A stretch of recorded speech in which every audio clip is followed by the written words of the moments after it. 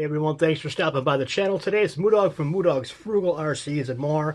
Today we're going to be looking at kind of a unique four-wheel drive truck from HOSIM off of Amazon.com, and I will be putting a link in the description for you guys if you wanted to check this out later on your own. What we're looking at today, guys, is a four-wheel drive entry-level hobby-grade vehicle and kind of a unique vehicle in that this one has two 390 can motors in it. Working in tandem to power this puppy. So taking a look at the box, we can see what the actual chassis looks like without the body on it. We're dealing with the double motor electronic drivetrain on this one. This has a self-priming air cooling system. So on the side of the body right here, there's actual little vents you can see pictured down here, and that actually cools the motors as this thing drives forward. We have 4 shocks in the rear, 2 in the front. I don't believe these are oil filled. I don't know for sure yet. We'll have to take a look at that. But we're dealing with a 60 amp electronic speed control. And this is also a 2-in-1 speed control receiver. Again, with the double motors on here. 7.4, 1600 milliamp per hour LiPo battery, 7.4 volt, which would be a 2S battery. 4-wheel drive, metal shock absorbers.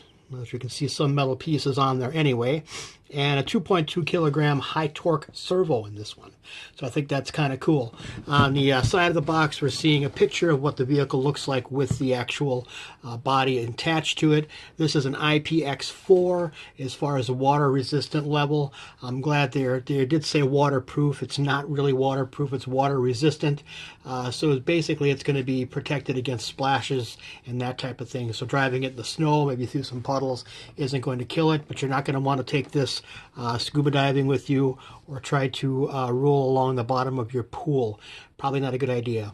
Has a claimed speed of 46 kilometers per hour, which is a big question mark. I kind of doubt in my mind that that's going to be able to hit that, but we will test that going forward. And again, 4-wheel drive on here. This is called the Spirit Truck. The model number of this one is a 9125. GP Toys is marketing the same vehicle under the Judge Extreme S920. It's the same vehicle. It just has a blue body on it as opposed to the black on the, I believe this is made by Xinlehong.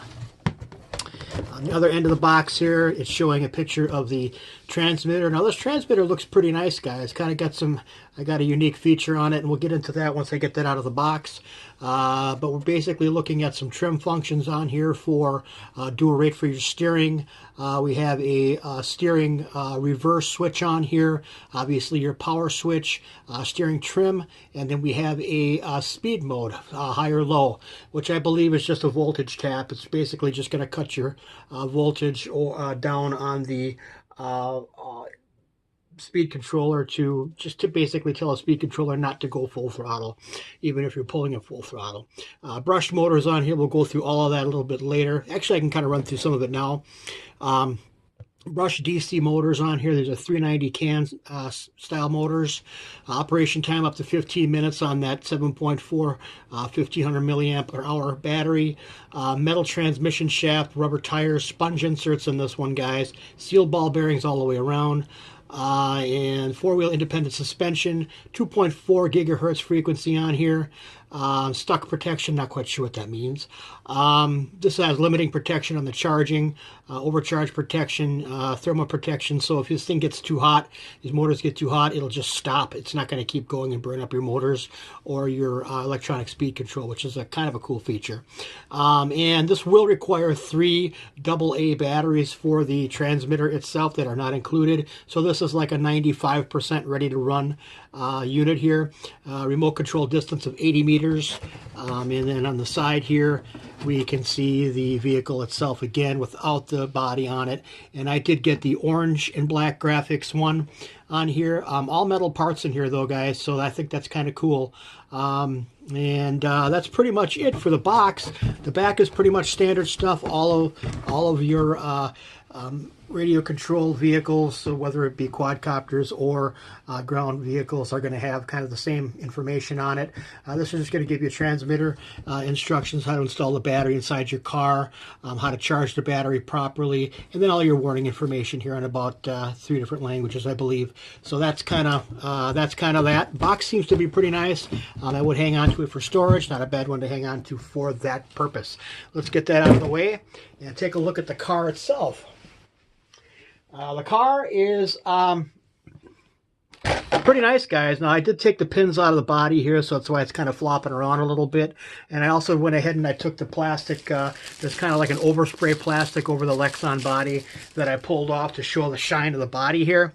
Nice looking truck, though, guys. It's got some weight behind it, too. It doesn't feel light or cheap.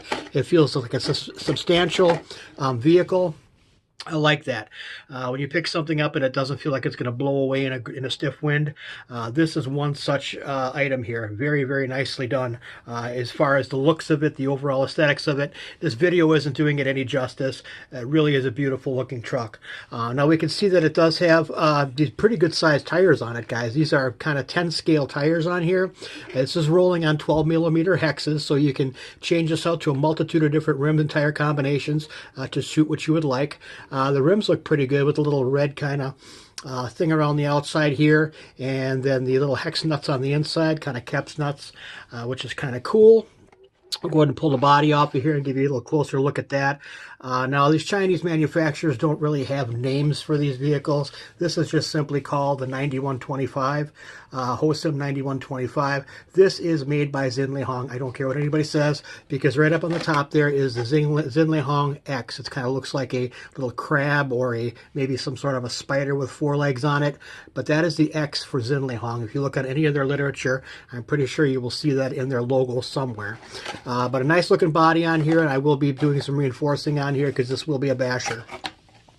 Set that aside for the time being. We can see that everything is enclosed on this vehicle, kind of like a, if you guys have seen the Lukton 911 or Lukton 912 by GP Toys, or Xinlehong makes a 9115 or 9112. Same pretty much idea with the body there. Now we're dealing with 4 shocks in the rear here, guys. I don't believe these are oil filled. They do not feel like they are oil filled. I don't know if you can fill these with oil or not. I'll be doing a test on that, pulling these off at some point and taking a look and seeing if these are compatible with oil filling. We can see that the ball attachments here, or the attachments, are all metal on here, guys. I like to see that. On the transmission itself, we have CVDs up in the front here. Instead of having the outdrive cups, these have metal CVDs on the ends here, and then you have the inboard. The in-drive cups are all metal. The dog bones are metal as well, and I like seeing that. Underneath the car, if you flip it over, you're going to see the skid plates on the front and the rear are made of metal. Those are not plastic. I don't know if they're aluminum or what type of metal they are. They could be pot metal for all I know, or cast. They're cast aluminum or cast something or other, and I'll have to test that to see what that is with a magnet. If it's pot metal, it's not going to be magnetized. If it's aluminum, obviously it's not going to be magnetized either. So that's just nice to see metal on there. You also have metal underneath here, right above where the differential case is here. So you have a little brace up there that's made of metal. The front bumper is very nice and springy. It's got a lot of give, guys. I like to see that. So you're not running the risk of breaking these. I can't tell you how many times I've broken a front bumper on my GP Toys S911 or the S912 Lukton. I've broken them a few times because they get brittle. Now, that's not to say that once the cold weather hits that this isn't going to become brittle, but it's nice to see some resilience on there. On the front shocks, kind of bouncing around here a little bit. These do have spacers on here to set the preload and the ride height here. There's 2 on each one of the fronts, and it doesn't look like there's anything in the back here. But you can see in the rear, same idea, guys. We have metal parts on here, which I'm really liking this. Now you do have outdrive cups on the wheels here. Everything is ball bearing, and in-drive cup on here as well. Everything is metal, so I like to see that. They're claiming that it has metal gearing in the differentials as well, and I will be taking this thing apart at some point and testing that to make sure that is in fact the case. So a lot of metal parts on here, guys. I'm liking to see that already. And again, nice and substantial feeling. The battery is going to be housed underneath this little cover here, and that pops right off. There's two little push areas on here that you would push and just kind of squeeze it and pull it off of there. And the battery that this comes with, guys, is going to have a Dean's connector on it. And this is a 7.4 volt, 1600 milliamp per hour LiPo battery, which I'm kind of liking that idea. Discharge rate, it's not really saying on here, but well, it doesn't really matter, I guess. But this does have a balance plug on here, so you can use your hobby grade charger to charge this, which I think is really cool. Just to show you real quick again, the top of the chassis here, we're seeing that it's claiming to have a 60 amp electronic speed control and receiver combination on there. It says do not touch hot surface there, so it's giving you a little shield over that heat sink. There is a little red anodized heat sink under there, if you guys can see that, and then your antenna right here.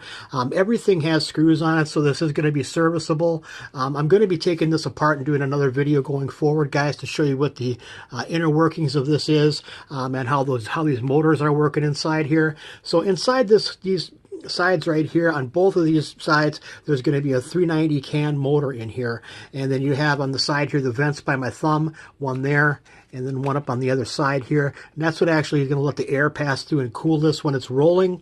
Adjustable body mounts here, so these body pins are going to be adjustable by screws. There is no hex screws on here. Everything seems to be Phillips, but it seems to be nicely done, guys. This thing feels really like it's meant to take a little bit of a beating, and that's just exactly what I intend to do with this. Beat it up a little bit and then kind of see how it fares after that.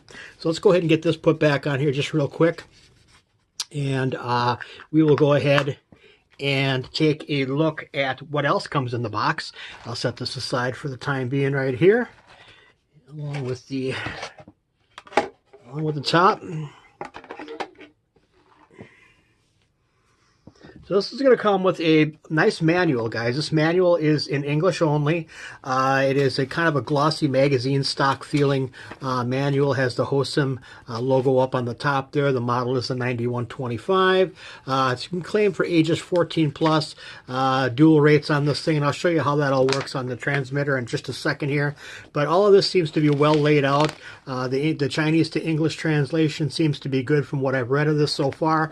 Basic information on how to get the batteries put in, how to operate, and the controls of the different and their functionality on the remote there, how to set your steering trims, operation of the car itself, and then troubleshooting if you should have any problems. And then we have all of our parts right here with parts numbers, parts pictures, that type of thing. So this is an entry-level hobby grade vehicle. I don't think any of these parts are going to be available in metal other than the ones that are already metal, but the plastic ones I believe are going to be just strictly plastic. That's why I'm kind of deeming this an entry-level hobby grade. So I don't think there's necessarily any hop-ups you can do at this point. But in the back here, we're seeing that we have a full blow-up of all the car itself here and how everything goes together, kind of like a 3D blueprint with all the part numbers corresponding on here. Everything seems to be well printed and clear. We have a couple of pages of that, and then the finished product on the bottom here all put together with just the wheels blown off and that type of thing. So everything has a part number attached to it. I like to see that. Semi-metal car bottom, it says on there. I already showed you how those metal skid plates on there are kind of nice. And this also is going to come with a little thank you from HOSIM, basically saying thanks for your patronage, thank you for purchasing from us, give us some feedback, satisfied with us, that type of thing. So it's going to have information on here should you have any problems with the car, how to contact them through Amazon or whatever venue you purchase this on. No, I believe that HOSIM is only selling these on Amazon. I could be wrong. No. This came inside the car. It's basically just telling you how to hook up that Dean's connector for the battery. And in this little box here we have, I believe this is going to be our transmitter in here, guys. Let's go ahead and pop this open real quick here. So we get a little goodie bag here. We're getting a metal tire lug wrench here to take the tires off, the wheels off. Looks like we're getting 4 extra body pins as well. Now, I had noticed that these body pins are pretty thin. So I don't like that. You're probably going to want to replace those with thicker ones at your hobby shop. You can get them online as well, or just use the ones that are in there. I just like the thicker metal ones. Here we have a USB to balance port charger. It's going to have an LED in here, red for charging, green for finished, or vice versa. We'll have to check that out to make sure. But these are nice to have. You take them with you when you're out on the road or on your way to wherever you're driving. If you've got a battery a little low, you can give it a little bump start off of your cigarette lighter plug inside the car, or your car charger inside your vehicle. So that's kind of nice that they included that with it. I won't be using that because these batteries have a balance port on them and are Dean's. I will be using my hobby grade charger to charge these batteries. If you guys have a hobby grade charger, I recommend using that to cut down on charging time and give a better charge to it. Really, it actually does a better job than these little balance port chargers. The transmitter is nicely made, guys. It feels like it's got a nice feel in the hand here. It is all plastic construction, but it doesn't feel totally cheap plastic. It feels like it's got a little bit of doesn't have any give to it. It's a pretty rigid feeling transmitter. It reminds me a little bit of the Red Cat Racing transmitter in a way. We have a little kind of a shark fin up here. There is no antenna in there. It's just for looks. Your power button is here, your steering trim, and your steering dual rate. So basically you can turn the steering sensitivity down for a beginning driver and turn it up to give you sharper, more articulated, I guess you could say, turning ability on the vehicle. We have a forward and reverse to reverse the direction on here. The steering wheel on here had a nice kind of a foam covering on it. Feels good. Your trigger for forward, brake, and then reverse. The bottom here comes off to reveal you're going to need 3 AA batteries on here, not 4. I like that idea, so I think 3 batteries is probably better than 4.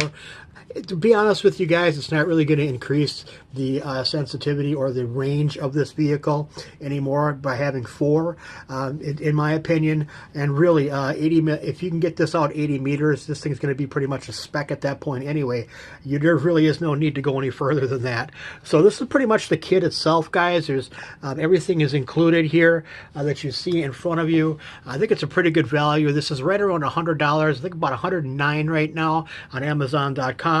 Watch for the next video coming up, guys. I'm going to be having this out in the field doing some testing, giving it a good thrashing, and let you know what I think of the car. But what I'm seeing right now, I'm pretty impressed. It seems to be well made. It seems to be substantial. It's got a nice weight to it.